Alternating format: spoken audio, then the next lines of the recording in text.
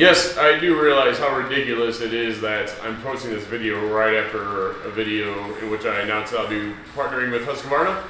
The truth is I bought this quite a while ago, they just weren't out yet. What we have here is the Stihl HT 133. When you purchase one of these, it will not come in a box. Stihl are only sold at servicing dealers, and they have everything assembled, and they gas it up and run it up, make sure everything's fine for you. Being that I used to work there though, they let me grab one in a box so I could do this video, but this is what you're getting. 14-inch bar, 2 inches bigger than the 131, which came with a 12. Scabbard, it's like a toolkit, your standard Stihl screwdriver, a wrench, a Torx, and a shoulder strap. Most important part, of course, owner's manual, read it, newly redesigned chainsaw attachment. Looks pretty. We'll give it a test here in a moment though. See if it actually is pretty on the inside. Or if it's just superficial beauty.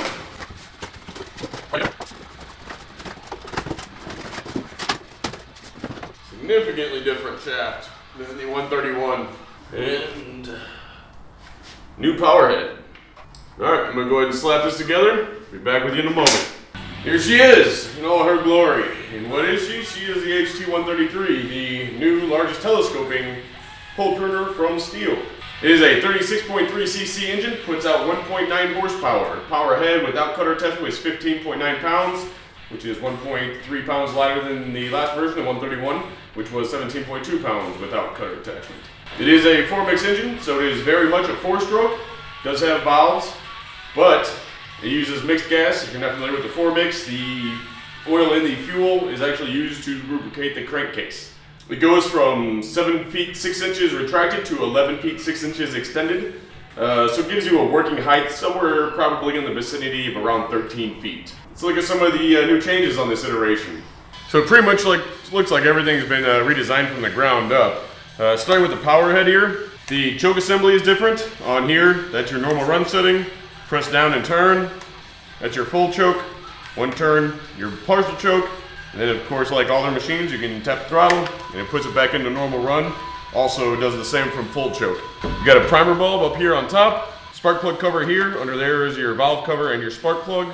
They still have this ridiculously useless foot because it sits the machine up too high and is not wide enough. So if you're on anything but completely level ground, it just tips right over. I don't know why they continue to put that on there. Alright, and this is something that kind of pisses me off. This is their largest telescoping pole pruner. It is commercial quality. It is made for people like me who do tree work for a living. Alright, keep that in mind. This is my little sister's trimmer in FS46. It is one step up from the lowest grade trimmer they make. This is my trim saw, MS201 TCM. This is what I climb with.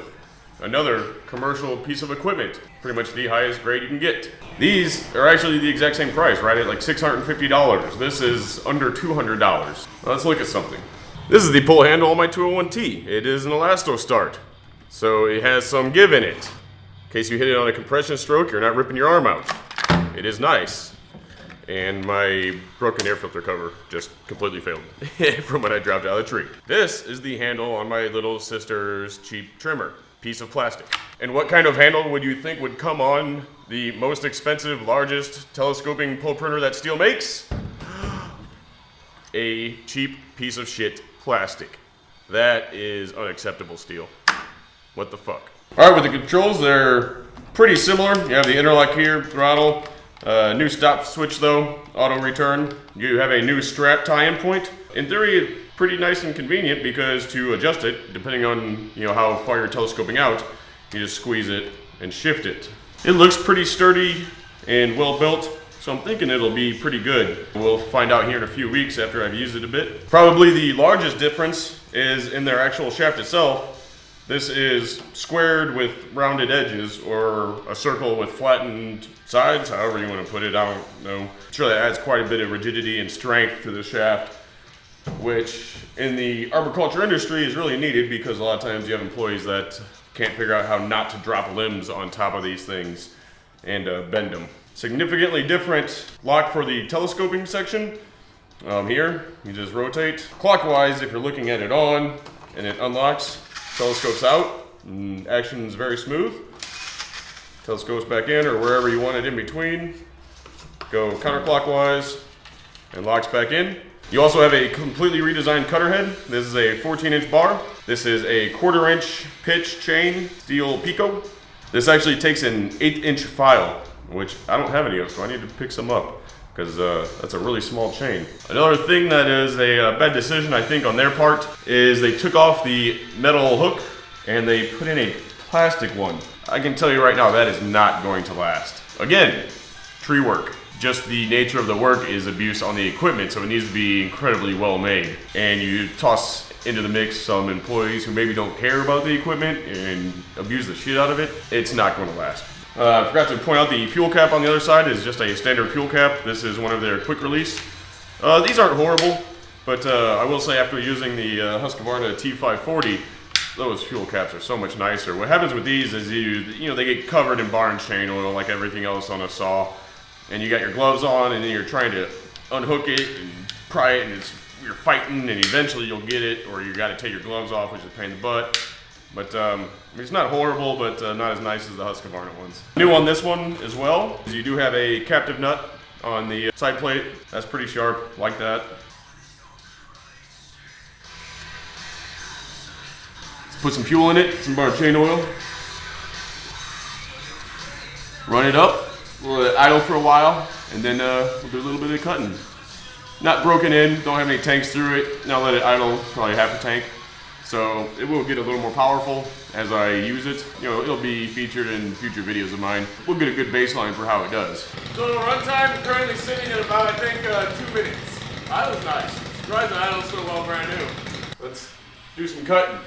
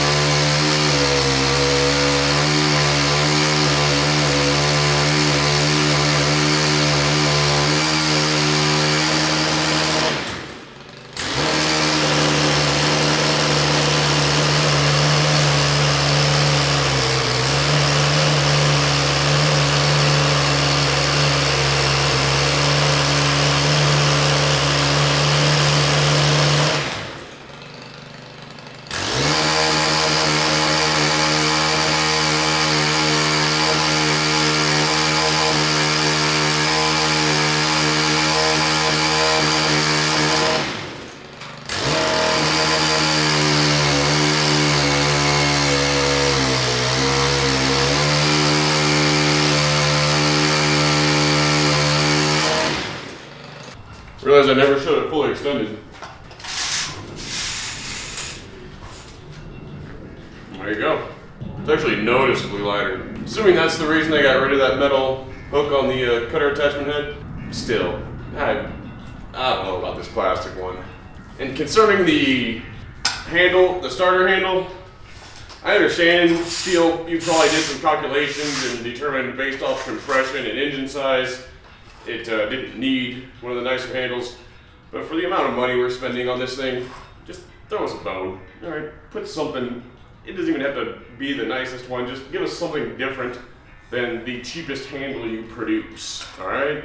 Overall, yeah, I mean, it muscled right through that. It wasn't until I was really getting into it that it even bogged the machine out at all, and even then, it didn't stall it out.